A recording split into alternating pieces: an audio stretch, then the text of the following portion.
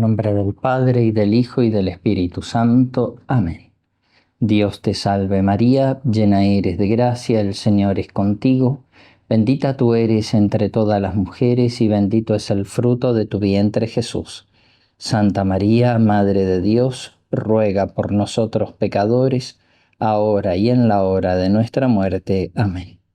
Gloria al Padre, y al Hijo, y al Espíritu Santo, como era en el principio, ahora y siempre, y por los siglos de los siglos. Amén. San Ignacio de Loyola, ruega por nosotros. En el nombre del Padre, y del Hijo, y del Espíritu Santo. Amén.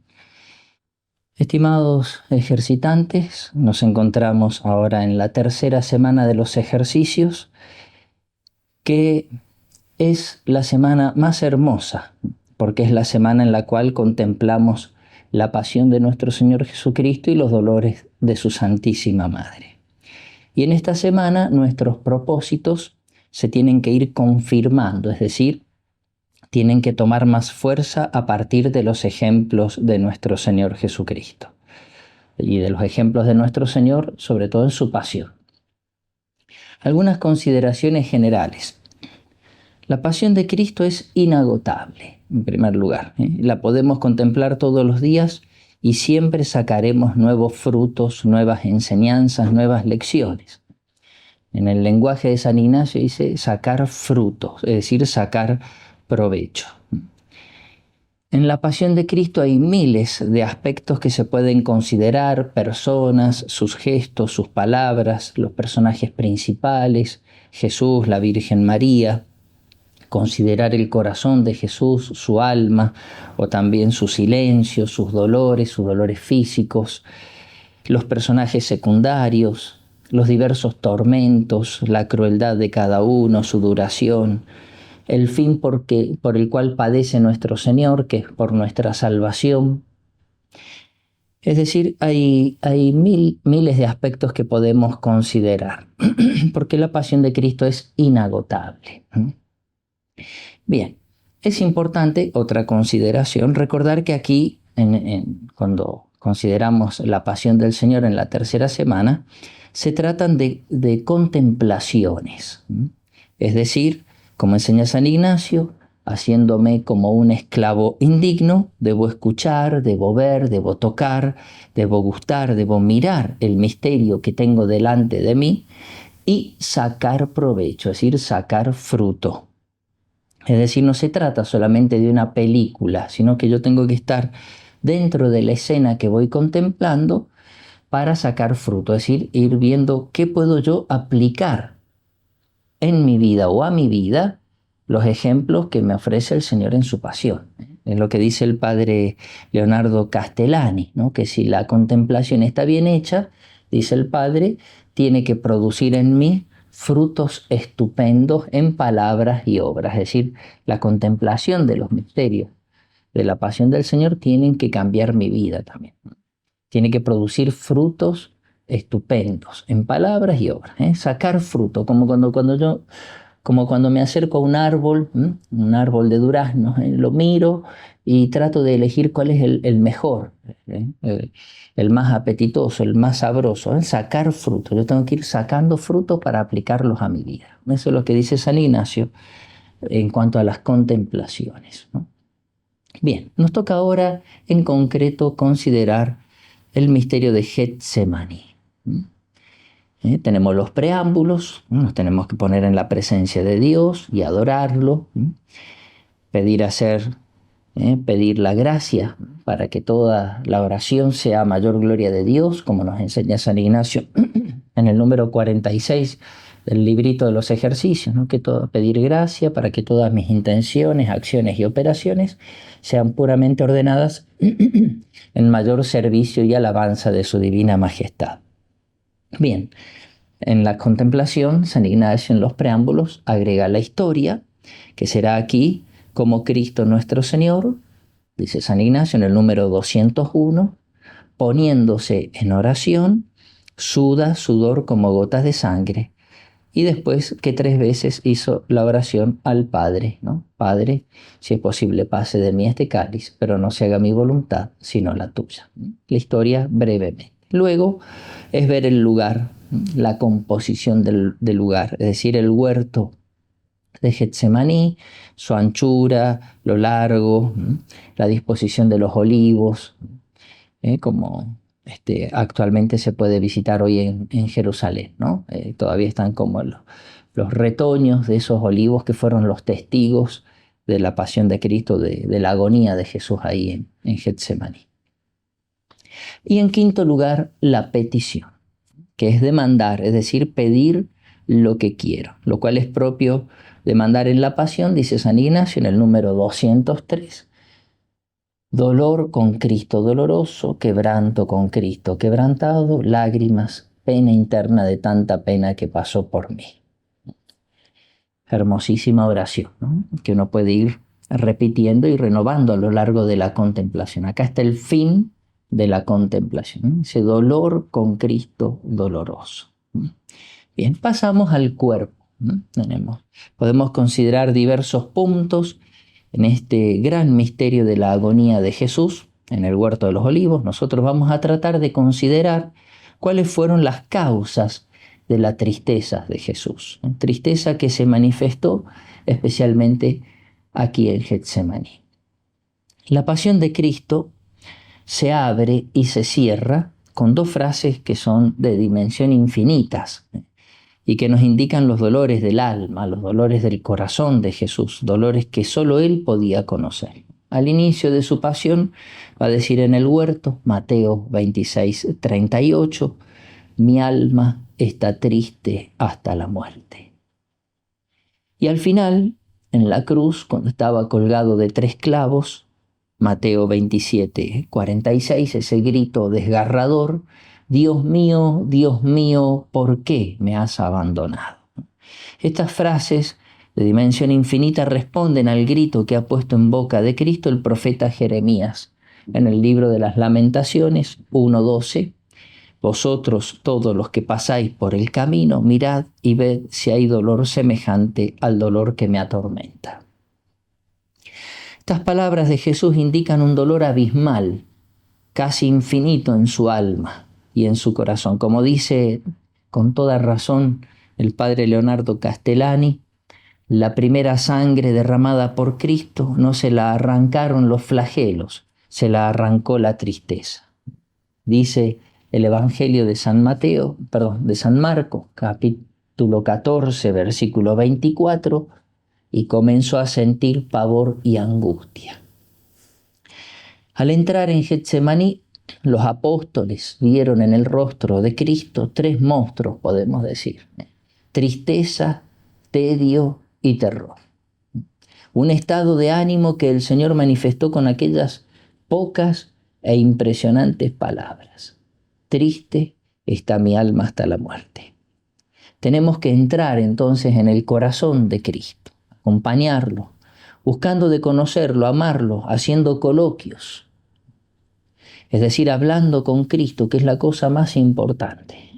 Tenemos que lograr de hacer aquello que rezamos en el alma de Cristo, en el Anima Christi, oración tan querida por San Ignacio. Dentro de tus llagas, escóndeme. Los santos fueron personas enamoradas de la pasión de Cristo. San Agustín va a decir, nada aprovecha más a nuestras almas como el meditar todos los días la pasión del Señor. Y San Pablo, en la primera carta a los Corintios, capítulo 2, versículo 2, dice, pues no quise saber entre vosotros sino a Jesucristo y este crucificado. Bien, pasemos entonces, tratemos de profundizar, ¿no?, sobre este santo misterio de la tristeza de Jesús. Tratemos de adentrarnos en este misterio considerando los motivos, las causas de la tristeza de Jesús hasta donde podamos, porque ciertamente es un misterio, y como es un misterio es inagotable, es inabarcable, porque es también infinito el amor de Cristo. Bien, causas o motivos de la tristeza de Cristo. Ante todo podemos decir, el Señor sentía el cansancio y la fatiga corporal de toda aquella jornada y de los días previos, que habían sido cargados de emociones muy fuertes, toda esa tensión con los fariseos, se van acercando los días de la Pascua, los días de la Pasión, y eso lleva también un agotamiento, un agotamiento muy grande, ¿no? No podemos dejar de recordar la despedida de Jesús a su madre. La Virgen conocía la finalidad de la encarnación, que era redimir al género humano y redimirlo mediante grandes tormentos. La redención se tenía que obrar por medio del derramamiento de sangre y por la muerte en la cruz. Jesús había anunciado muchas veces a sus apóstoles la pasión del Señor, su pasión, perdón. Muchas veces, por lo menos aparece 3 veces en los santos evangelios, ¿no? El Hijo del Hombre va a ser entregado, va a ser escupido, va a ser azotado, va a ser burlado, va a ser entregado a los gentiles. Eso se lo había dicho hasta con esos detalles a los apóstoles. Entonces, con mucho más razón, tenemos que suponer, y el sentido común lo afirma, que lo habló muchas veces también con su madre, la Virgen. Y sabemos también que la Virgen María conocía muy bien las Sagradas Escrituras y que sabía muy bien todo lo que estaba profetizado en el Antiguo Testamento, especialmente en el profeta Isaías, sobre lo que se dice y se anuncia sobre el siervo sufriente de Yahvé. Imaginemos entonces aquel último saludo. Jesús muchas veces, cuando en su vida pública lo habían tratado de apresar, había dicho: todavía no ha llegado la hora. En cambio ahora va a decir: llegó la hora de la pasión, llegó la hora de la cruz. Y eso también se lo dijo a su madre en la despedida: madre, llegó la hora. Entonces el dolor de Jesús y el dolor de su madre, la Virgen, debemos estimar, entonces, como dice el padre La Palma, ¿no?, con gran afecto, y agradecer el amor con el cual la Virgen María nos da a su Hijo para sufrir y morir en la cruz. Había sufrido también el Señor la presencia y la traición de Judas. El haber sido traicionado por un amigo es una cosa espantosa. Que te haga daño un enemigo, bien, vaya y pase, es más entendible, pero que te haga daño un amigo, eso es un dolor atroz. Se dice que el amigo es la mitad del alma. Y Jesús tuvo que sufrir la compañía, la presencia y la traición de Judas. También ver el odio y la mala voluntad de sus enemigos, la mala voluntad de la cual no solo hacía que le infligieran la muerte, que buscaran la muerte, sino ese modo tan doloroso, ¿no?, de querer llevarlo a la cruz, y a través de calumnias, de intrigas, de invenciones de injurias y tormentos, todo lleno de burlas y sarcasmo. Y el Señor lo sabía muy bien. Por eso Jesús dice: mi alma está triste hasta la muerte. Pero hay más motivos de la tristeza de Jesús. Sobre todo era causa de suma tristeza la muerte, que tenía así tanto presente y tan cercana, tan dolorosa y tan humillante, tan vivamente conocida por él, ya que Jesús captaba perfectamente por medio de su nobilísima imaginación todos los sufrimientos que se preparaban para él y para su cuerpo perfecto y de sensibilidad perfecta, ¿no? La imaginación, que muchas veces aflige y turba más que la misma muerte. Los dolores del ser humano son una función de su sensibilidad. El proceso es más o menos así. Los dolores físicos terminan en la conciencia, la cual conciencia da a los dolores como una tercera dimensión. Por eso un dolor físico cualquiera es infinitamente mayor en un hombre que en un animal. Si nosotros le mostramos a una gallina un palo o un cuchillo, a la gallina no le dice nada. En cambio a nosotros, el que nos muestren un cuchillo con el cual nos van a asesinar o un palo con el cual nos van a golpear, el saber lo que significa eso le agrega otra dimensión al dolor, ¿no? Los seres humanos tenemos esa tercera dimensión, es decir, la conciencia, y por eso a los condenados a muerte se le cubren los ojos para no hacerles ver el modo de la muerte. Y por eso en la pasión física de Jesús, si bien la suma de todas las torturas físicas no fueron infinitas, han sido casi infinitas debido a su exquisita sensibilidad. Además, Cristo tenía una cuarta dimensión, porque Jesús es verdadero Dios y verdadero hombre, hombre perfecto, con una conciencia y sensibilidad perfectas. Jesús sabía al mínimo detalle lo que tenía que sufrir y cómo eran esos sufrimientos. Comenzaba a reflexionar sobre todo el Señor, sobre todo lo que tenía que ser el proceso de su pasión y sobre todo los detalles y circunstancias de la pasión. La previsión de todos los horrores de la pasión ya inminente, muy cercana, en pocas horas. La previsión de todos los horrores de la pasión ya inminente, muy cercana. Veía como un film, como en una película, toda su pasión. Ver todo. Esos dolores físicos que fueron extremos. Una verdadera tempestad de horrores delante del Sanedrín. El puñetazo dado por el siervo del sumo sacerdote, las otras bofetadas y las repugnantes vejaciones, ultrajes, escupidas, golpes. La mañana siguiente las idas y venidas por toda la ciudad, la flagelación a la columna, que por sí sola en muchos casos producía la muerte. La coronación de espinas, el cargar con la cruz, la crucifixión con clavos, las 3 horas de espantosa agonía colgado de la cruz.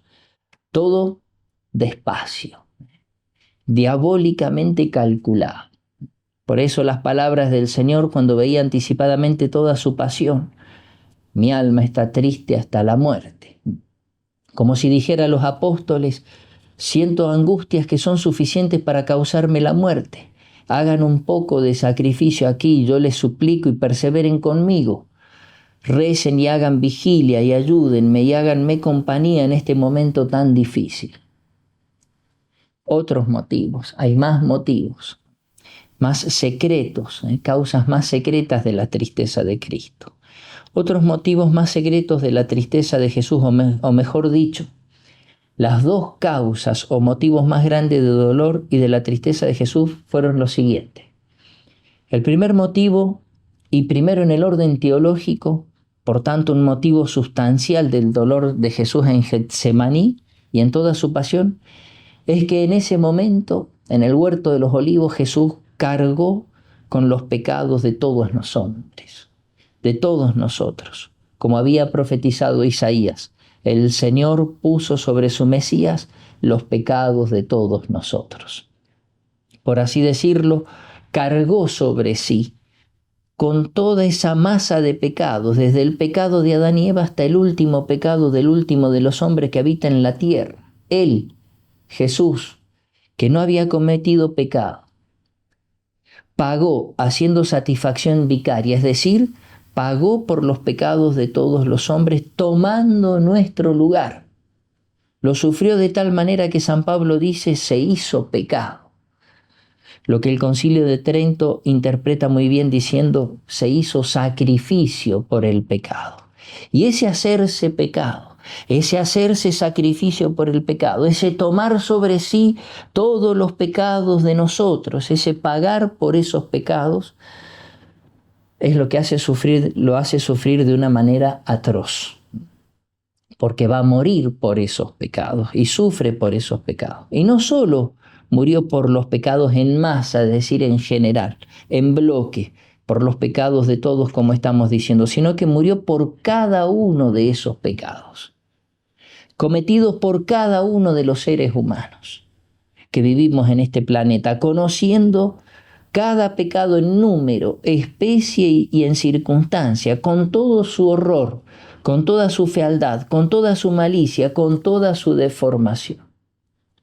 Entonces, al cargar sobre sí con los pecados de todos nosotros, al hacerse pecado, al asumir todos esos pecados, Él, el inocente, el que nunca había pecado, es como si escuchara del Padre Eterno: apártate de mí, maldito, al fuego eterno. Ese es el dolor sustancial de Jesús, y por eso no recibió ni una sola gota de consuelo sensible.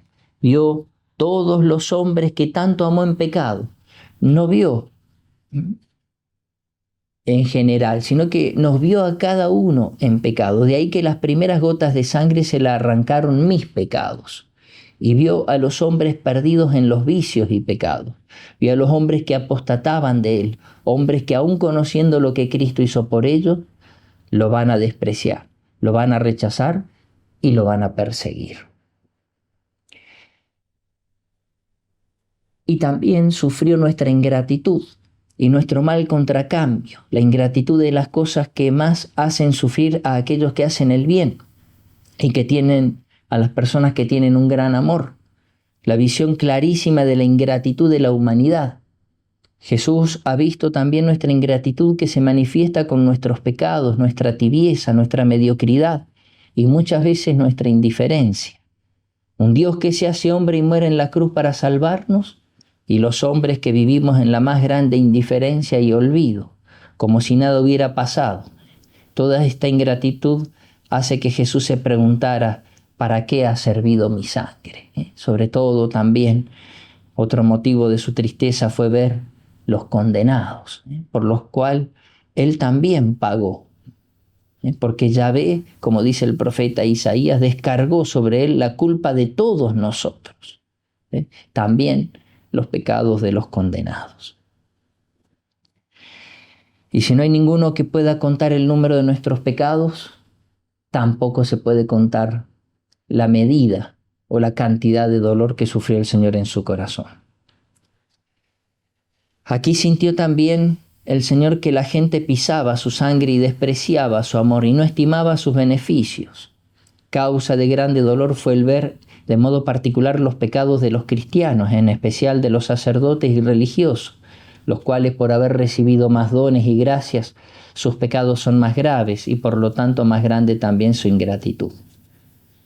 Y el segundo motivo, el segundo gran dolor moral, o causa de la tristeza sin fondo, podemos decir, de Cristo, fue la grandeza de su amor. Porque la medida de su dolor fue a la medida de su amor. Y así como no se puede comprender del todo su amor, así no podemos comprender del todo su tristeza, sus dolores y sufrimientos. Amor infinito de Cristo significa que pasó por un dolor infinito y también por una tristeza infinita. Todavía hay más motivos más secretos de la tristeza de Jesús. Vio también claramente los caminos que tenían que tomar sus elegidos en el huerto de Getsemaní, es decir, el camino de los cristianos fieles, para alcanzar el fruto de la redención. Es decir, Jesús en Getsemaní vio las tentaciones de los buenos cristianos, de los fieles cristianos, de los fieles discípulos del Señor. Vio sus pruebas espirituales, sus luchas, los ayunos, las vigilias, las penitencias, las oraciones, las persecuciones, los trabajos, los cansancios, las injurias, las burlas, las humillaciones, los dolores y martirios. Todas estas cosas no las vio el Señor como cosas ajenas a Él, sino que las consideró como verdaderamente propias, porque les pertenecía de muchas maneras. Porque esos dolores, esos sufrimientos, podemos decir, esas pasiones, eran sufrimientos de sus propios miembros, porque Cristo es la cabeza y nosotros somos los miembros de su cuerpo místico. Entonces, cuando sufre un discípulo de Cristo, también sufre Cristo, porque es un miembro del cuerpo de Cristo. Cristo la cabeza y nosotros sus miembros. Porque estos cristianos tenían que sufrir por su amor, todo por amor a Cristo, para no ofenderlo ni traicionarlo. Porque los mismos perseguidores y tiranos perseguirán y persiguen, atormentarán y atormentan a los cristianos por el hecho de que sirven y siguen a Cristo. Esto lo vemos cuando Jesús se dirige a Saulo en el libro de los Hechos de los Apóstoles, capítulo 9.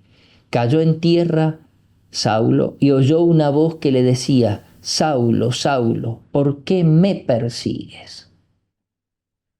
Él respondió: ¿quién eres, Señor? Y él dijo: yo soy Jesús, a quien tú persigues.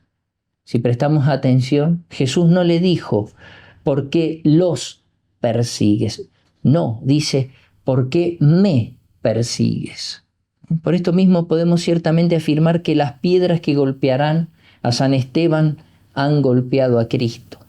El fuego que quemó a San Lorenzo también quemó a Cristo. y las 14 puñaladas que atravesaron el cuerpito de Santa María Goretti también atravesaron el cuerpo de Cristo y su corazón. Todo lo sentía Cristo y todo lo ofrecía Dios Padre en su oración. Y atención, y a esto, atención bien a esta consideración.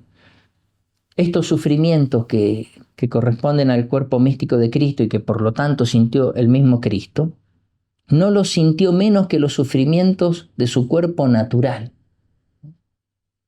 Entonces ahora una hermosa y verdadera consideración. Si el Señor sintió en su cuerpo los sufrimientos de todos sus miembros, también tenemos la certeza que sufrió por todos y cada uno de nosotros. Ha sufrido por mí. Sufrió también mis cruces, mis pruebas, porque Jesús derramó su sangre por cada uno de nosotros. Y así como ha rezado por todos los santos, también ha rezado por cada uno de nosotros, que somos sus miembros. Jesús sufrió por mí. Jesús ha sentido, ha experimentado en su cuerpo mis sufrimientos, mis dolores, mis desolaciones, mis penas, mis cruces, porque soy uno de sus miembros y porque todo eso lo sufrió por amor a mí. Y porque nosotros lo sufrimos por amor a Él. Entonces, sin dudar, sé que en esas gotas de sangre, porque el Señor llegó a sudar sangre por su angustia y sus dolores y su tristeza, en esas gotas de sangre están mis dolores y mis sufrimientos, todos. Si sufrimos en gracia de Dios, esas gotas de sangre de Cristo también son mías. Jamás me tengo que sentir solo. Jesús ha sufrido conmigo. Bien, y así llegamos al punto más alto de la tristeza de Jesús en Getsemaní, que fue el sudor de sangre. Como dice San Lucas, capítulo 22, versículo 44, y sumido en agonía, insistía más en su oración. Su sudor se hizo como gotas espesas de sangre que caían en tierra. Sudó sangre.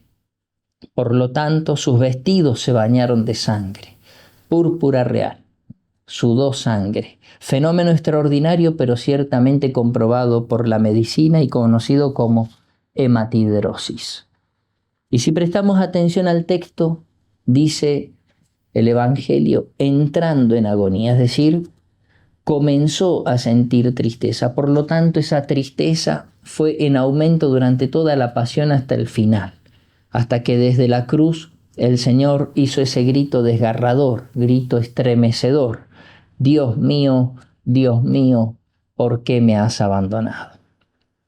Un detalle importante también que nos relata el evangelista San Lucas en el versículo 43 dice: y es que a Cristo en Getsemaní se le apareció un ángel que lo confortaba. Esto nos enseña que Dios siempre nos da la gracia para llevar la cruz. Nunca nos va a dejar solos. Después de la desolación viene la consolación.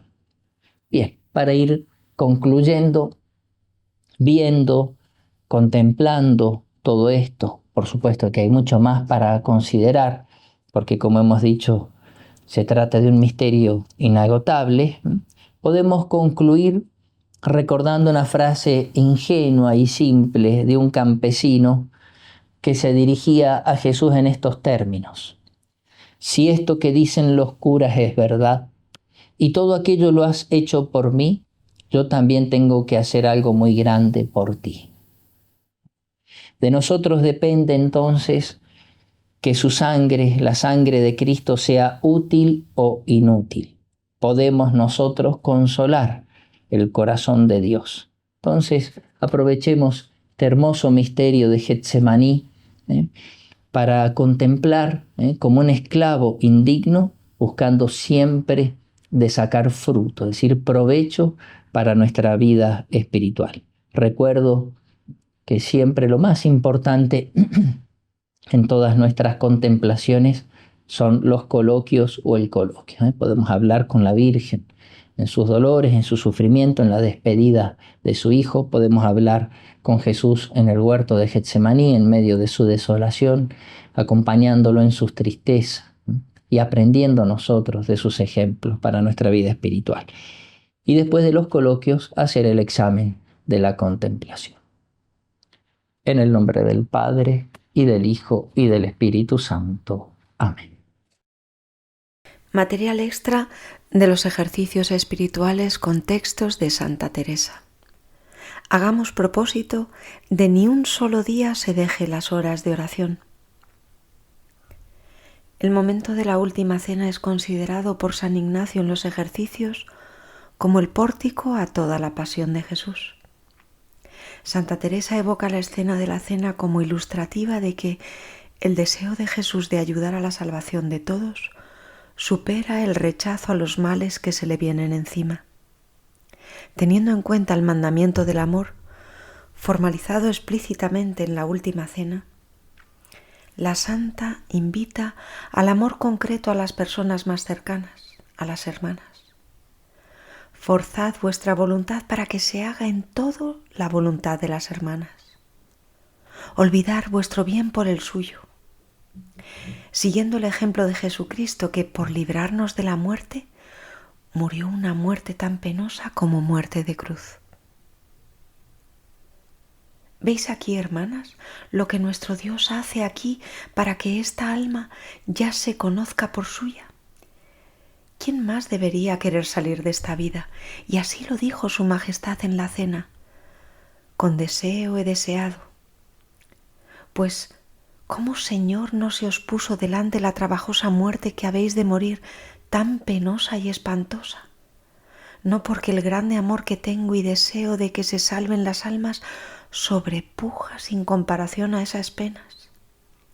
Y las muy grandísimas que he padecido y padezco después de que estoy en el mundo son bastantes para no tener esas en nada en su comparación. Y nos habla la santa del ofrecimiento costoso por los demás. Pedid a nuestro Señor que os dé con perfección este amor del prójimo y dejad hacer a su Majestad que Él os dará más que sepáis desear, como vosotras os esforcéis y procuréis en todo lo que pudiereis. Forzad vuestra voluntad para que se haga en todo la de las hermanas, aunque perdáis la de vuestro derecho o olvidar vuestro bien por el suyo, aunque más contradicción os haga el natural, y procurar tomar trabajo por quitarle al prójimo cuando se ofreciese. No penséis que no ha de costar algo y que os lo habéis de encontrar hecho. Mirad lo que costó a nuestro esposo el amor que nos tuvo, que por librarnos de la muerte, la murió tan penosa como muerte de cruz. Orar es hacer en la tierra lo que algún día realizaremos en el cielo. Allí los ángeles y santos ven a Dios, le aman. Estad siempre gozosos y orad sin cesar. No solo esta recomendación lo impone, sino otras palabras del Evangelio. Permaneced en mí. Y no vale que el discípulo del Maestro entre en contacto con él en algunos momentos o en ciertos tiempos del año, sino siempre. Así que, oración mental y quien ésta no pudiere, vocal y lección y coloquios con Dios. No se deje las horas de oración. La oración continua nos hace vivir en amistosa relación con Él. Ciertamente, entre dos amigos, la amistad pide largas y frecuentes conversaciones, pero es cierto que a veces, si no es posible, la amistad se mantiene y crece con frecuentes relaciones personales breves. La vida sin oración es lo peor que nos puede pasar, dice la santa. ¿Por qué lo han de dejar? Por cierto, si no es por pasar con más trabajo los trabajos de la vida, yo no lo puedo entender, y por cerrar a Dios la puerta para que en ella no les dé contento. Pues bien, es posible que Dios no le dé a uno la gracia de tener largos ratos de oración, pero es indudable que quiere dar a todos sus hijos, sea cual fuere su vocación y forma de vida, esa oración continua que nos hace vivir siempre en amistad filial con Él. La santa, como tenía experiencia de lo que ayuda a San José, recomienda recurrir a él para llevar vida de oración. Quizás lo dice pensando en el portal de Belén, en el hogar de Nazaret. Nadie como San José trató de amistad muchas veces a solas con quienes sabía que le amaban y a quien él amaba intensamente, es decir, a María y a Jesús. Quien no hallare maestro que le enseñe oración, tome este glorioso San José por maestro y no errará el camino. Quizás con estos textos de la santa, con su mala experiencia de haber dejado en un momento concreto la oración, nosotros como ella en ejercicios nos convenzamos de no dejar la oración si ya la hacemos y de comenzar en serio si no hacemos nada o poco de oración. Dios pone un gran deseo de ir adelante en la oración y no la dejar por ninguna cosa de trabajo que le pudiese suceder. En definitiva, si la oración es muy necesaria para la vida del cristiano, no podemos faltar ningún día a la cita. Pero no debe preocuparnos tanto qué clase de oración hacer, sino estar tratando de diversas maneras con el Señor, o bien hablando con Él, que es vocal, o bien lo que hacía la Virgen meditando en su corazón, o bien pensando en Él, o bien en silencio, o bien mirándole, o bien con gestos que en definitiva son para Él, pero sin dejar de acudir a la cita cada día, todos los días. Hagamos en ejercicios el propósito de nunca más vivir sin oración. Es el remedio necesario para convertirnos. Dios nos libre de dejar ni un solo día la oración. No me parece es otra cosa perder el camino, sino dejar la oración. Dios nos libre por quien Él es. Muchas veces Santa Teresa gustó a lo largo de su vida las cruces externas e internas. Estaba convencida que era el único camino que nos lleva a identificarnos con Jesucristo. Las cruces de la vida deben ser para todos los cristianos una prolongación de la cruz de Cristo. Y si lo que queremos es apartarnos de lo pecaminoso para buscar y hallar la voluntad de Dios, las cruces son un remedio muy bueno para avanzar por el camino de conversión que pretendemos con los ejercicios, o como dice la santa, para emprender el camino de perfección. El mismo Señor mostró este camino de perfección diciendo: «Toma tu cruz y sígueme». Él es nuestro dechado. No hay que temer quien por solo contentarle siguiere sus consejos. Para la santa la cruz es vida, y lo que tanto nos interesa conocer, el camino que nos llevará un día al cielo. En la cruz está la vida y el consuelo, y ella sola es el camino para el cielo. Decía San Juan Pablo II: quiero haceros notar que esa cruz de cada día es especialmente vuestra lucha cotidiana por ser buenos cristianos, que os hace colaboradores en la obra de la redención de Cristo. De esta manera contribuís a llevar a cabo la reconciliación de todos los hombres y de toda la creación con Dios. Es un hermoso programa de vida que exige generosidad. El padre Jerónimo Gracián, que ocupaba un puesto importante entre los amigos de Jesús, recibió de la santa una carta. Terriblemente trata Dios a sus amigos, aunque a la verdad no les hace agravio, pues se hubo así con su Hijo. San Juan de la Cruz, a quien preguntó el Señor qué quería en recompensa de los trabajos que había sufrido por él, contestó: Señor, lo que quiero es que me deis trabajos que padecer por vos y que sea yo menospreciado y tenido en poco.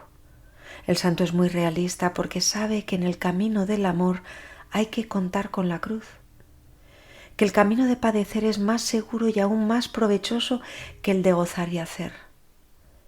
Santa Teresita llegó a aficionarse tanto al dolor que se vio obligada a confesar: encontré mi felicidad en la tierra, pero únicamente en el sufrimiento, porque he sufrido mucho aquí abajo.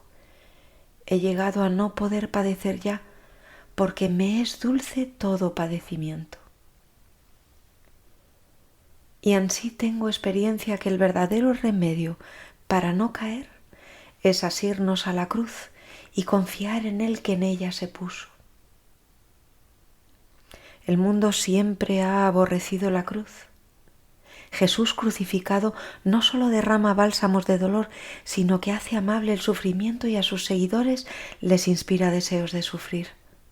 Aunque este sea hoy un lenguaje incomprensible a la naturaleza humana, siempre lo fue, pero esta generación actual, criada en un ambiente de confort, sensualidad, caprichos, que tiene como ideal el dinero, ¿cómo hablarles de la pobreza de Jesucristo crucificado? Una generación que consume su ingenio y su trabajo en buscar refinamientos al placer y a la comodidad, ¿cómo recibirá los dolores y asperezas de la cruz? Es verdad que esta generación acepta sacrificios, pero los que imponen las modas, las piscinas, la estética, la belleza, toda clase de dietas para que el físico llame más la atención. Pero sufrir por Jesucristo hoy no está en consonancia con las costumbres modernas, y esto no nos evita que haya que llevar las cruces, porque todos las hemos de cargar. En estos principios está todo el mayor trabajo, aunque primeros y medianos y postreros, todos llevan sus cruces, aunque diferentes, que por este camino que fue Cristo han de ir los que le siguen si no se quieren perder. Y bienaventurados trabajos que aun acá en la vida tan sobradamente se pagan. Y sin embargo el Evangelio siempre es el mismo y su esencia está condensada en las bienaventuranzas, que son un catálogo de renuncias continuas, que tiene la síntesis en la invitación de Jesús: el que quiera venir en pos de mí, niéguese a sí mismo, tome su cruz cada día y sígame. También estas ideas equivocadas que tiene el mundo sobre la cruz se meten entre los cristianos y hasta entre las almas consagradas. El mundo moderno no quiere que se le hable de la cruz, como tampoco lo querían los apóstoles. En definitiva, solo aceptan sufrir por Cristo los que de verdad lo aman. Al que le ama mucho, ve que puede padecer mucho por él. Al que le ama poco, ve que puede padecer poco. Tengo para mí que la medida de poder llevar gran cruz o pequeña es la del amor. Así que, hermanas, si tenéis amor, procurad que no sean palabras de cumplimiento las que decís a tan gran Señor, sino esforzaos a pasar lo que su majestad quiera. Ave María y adelante.